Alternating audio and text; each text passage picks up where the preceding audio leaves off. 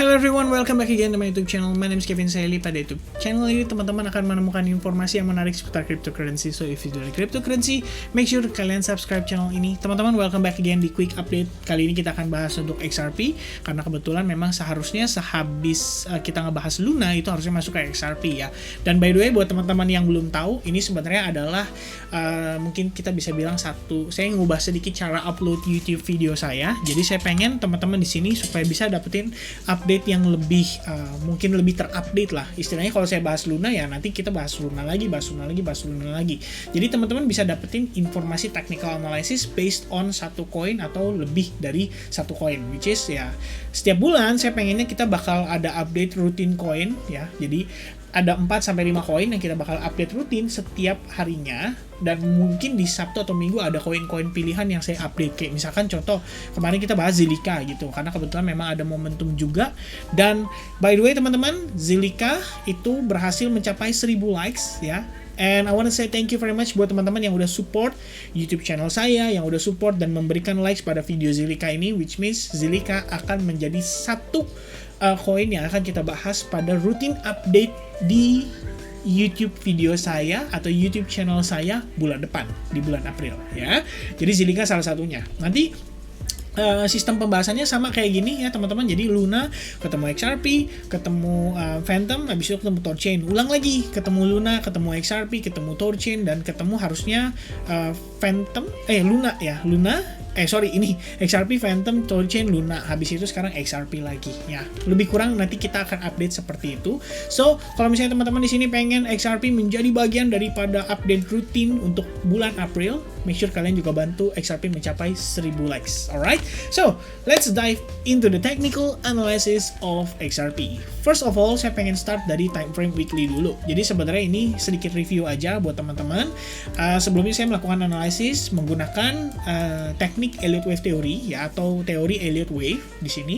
Saya gunakan teori tersebut untuk kita mencoba mengidentifikasi sejauh mana sih pergerakan XRP dan saat ini kita tuh ada di mana sih gitu.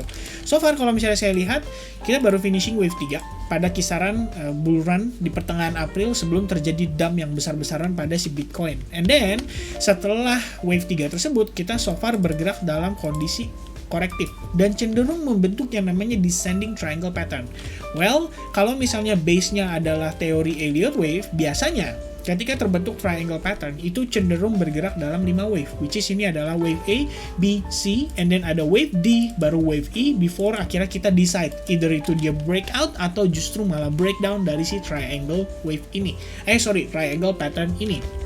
Jadi kalau misalnya kita ngelihat dia bergerak dalam A, B, C, D, E, dan kita bakal ngelihat XRP mungkin akan testing lagi ke level atau area-area trendline ini, dan itu bisa aja di kisaran level $1 sampai $0.98 sebelum akhirnya kita mendapatkan either itu rejection atau justru kita malah langsung breakout. Which is kalau misalnya langsung breakout berarti proses koreksi kita sejauh ini hanyalah sekedar ABC running flat corrective pattern, karena untuk C wave-nya sendiri ini masih sedikit di atas si A wave-nya teman-teman ya.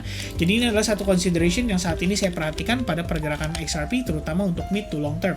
Saya pun personally masih ada nge-hold coin XRP dan memang pribadi lebih ke arah untuk jangka panjang, which is memang saya melakukan akumulasi atau melakukan DCA dalam sistem berapa persenan lah ya istilahnya sesuai dengan portofolio yang saya tentukan. Jadi saya pengen beli XRP sebanyak apa nih portofolionya? Mungkin misalkan 15-20% dari total USDT yang saya punya. Maka 15-20% itu untuk saya beli atau saya lakukan DCA itu juga ada strateginya teman-teman. Dan itu mungkin di lain kesempatan atau pada saat live streaming boleh kali ya kita bahas soal itu. Jadi teman-teman bisa dapat new knowledge. Alright, and then dengan demikian, sebenarnya kalau analisis kita mengacu pada teori Elliott Wave itu, berarti kan ini sebenarnya progres menuju wave D nih. Nah, kita bakal ngelihat nih, memang secara bau-baunya kita bisa bilang ya cenderung bullish lah, kita bisa katakan demikian. Karena secara technical analysis, aspek salah satu yang mendukung adalah moving average itu sudah terjadi bull cross, di mana periode yang lebih rendah itu sudah melewati periode yang lebih panjang. Bahkan nggak cuma terhadap EMA 21 dan 55, tapi juga terhadap moving average 100 sudah terjadi bull cross teman-teman. Namanya saja sudah bull cross, artinya garis yang periodenya lebih rendah itu sedang nge-cross periode yang lebih tinggi teman-teman, yang artinya secara short term itu sudah memberikan indikasi yang cukup positif akan potensial terjadinya bullish pada pergerakan XRP. Dan by the way teman-teman, hampir saya lupa ya, untuk closing weekly sendiri ini juga penting karena kita ngelihat dia sedang berusaha untuk struggling close di atas exponential moving average 21 pada time frame weekly dengan potensi membentuk yang namanya three white soldiers pattern. Jadi kalau misalnya teman-teman nggak tahu, ini adalah salah satu pattern reversal untuk posisi bearish. Jadi setelah bearish dia terbentuk three white soldiers, berarti ini bullish reversal pattern. Dan saat ini yang saat ini mungkin saat ini nggak tahu ya. Yang untuk saat ini kita ngelihat kalau misalkan secara closing pada time frame weekly di 6 jam 30 menit mendatang seperti ini, artinya good sign banget. Pertama, kita udah close di atas moving average untuk time frame weekly for the first time, karena sebelumnya kita mendapatkan rejection ya. Kalau kalian lihat di sini rejection, and then close di atas EMA 21 dan 55, which is ini adalah good atau positive scenario.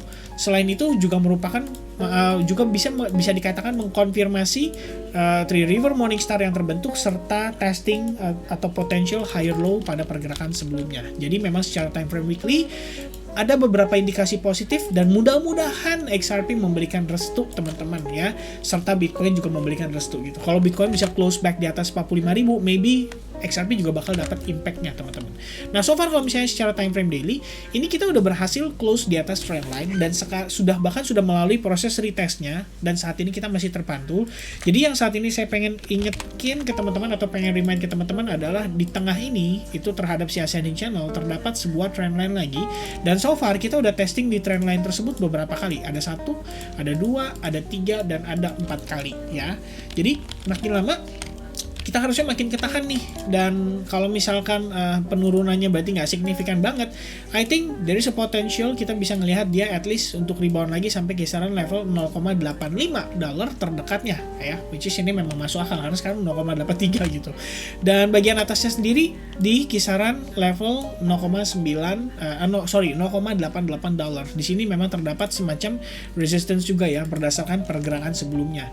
Jadi kalau misalnya teman-teman lihat lagi nih dengan seksama, ini bahkan saya bisa katakan kita juga berpotensi membentuk yang namanya ascending triangle pattern. Jadi kalau misalnya kita dapetin rejection, kalian boleh expect atau kita boleh expect lah bahwa proses akumulasi itu sebetulnya sedang berjalan sebelum kita akhirnya bisa breakout gitu ya.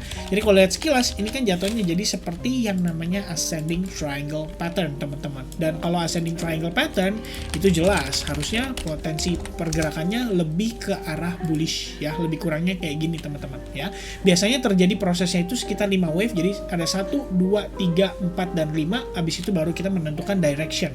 Itu dari pergerakannya si XRP saat ini yang saya perhatikan, dan mudah-mudahan sih ya bisa memberikan impact yang cukup positif lah untuk pergerakan XRP ke depannya teman-teman. So, if break, dan potential target kita itu akan berada di kisaran $1 berdasarkan trend line di bagian atas pergerakannya si XRP. Alright, so untuk time frame hourly-nya, saya lagi perhatiin sebenarnya trendline yang terbentuk di sini. Ini menurut saya serem banget.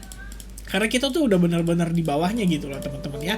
Tinggal kayak masalah menunggu waktu aja sampai proses breakdown terjadi gitu. Walaupun saat ini ya kita bisa katakan dia juga memiliki pergerakan yang cenderung membentuk semacam rising wedge pattern. Jadi kalau misalnya kalian mau body to body juga it's okay, no problem. But in the end kita ngelihat ini as a rising wedge pattern. Yang dimana rising wedge pattern itu kebalikan dari si triangle pattern teman-teman. Yaitu lebih condong ke arah breakdown, which is kayak gini ya pergerakannya. Jadi most likely biasanya rising wedge pattern maybe kalau secara kita bisa katakan secara probabilitas itu di atas 60 di atas 50 mungkin di 63% lah cenderung breakdown gitu. Jadi kita perlu hati-hati banget untuk posisi XRP saat ini. Seandainya di sini kita juga ngelihat dia berpotensi ngebentuk semacam symmetrical triangle pattern, so the breakout atau the breakdown bakal menjadi semacam signal paling penting untuk kita mengetahui potensi pergerakan XRP ke depannya. Whether dia breakdown dari si ascending channel and then dia breakdown lagi dari si triangle untuk ngetes ke bagian atas trendline terakhir, atau justru dia malah breakout dan akhirnya bergerak cukup impulsif, at least untuk ngetes kisaran level $0.88 yang tadi kita sempat mention di time frame daily teman-teman. Alright, so untuk XRP kesimpulannya itu saja. Saya saat ini masih hold posisi long pada XRP dengan saya maintain di kisaran area Wait a second, di kisaran area ini teman-teman ya, di atas di bawah 0,817 dolar. Jadi untuk memastikan kalau misalkan memang terkena stop loss, ya udah nggak stop loss sih, karena saya posisinya udah dalam keadaan profit. Jadi pada saat kena level tersebut itu saya paling-paling cuman stop at break even aja, atau mungkin dengan profit yang super kecil teman-teman. Alright,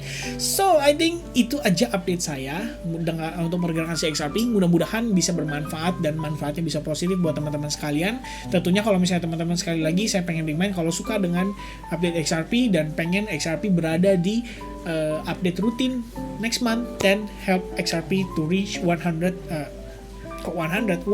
likes button. Alright, so once again, thank you very much for watching this video. I hope I'll see you guys again in the next update. God bless everyone, have a nice sleep, have a nice dream, and good night.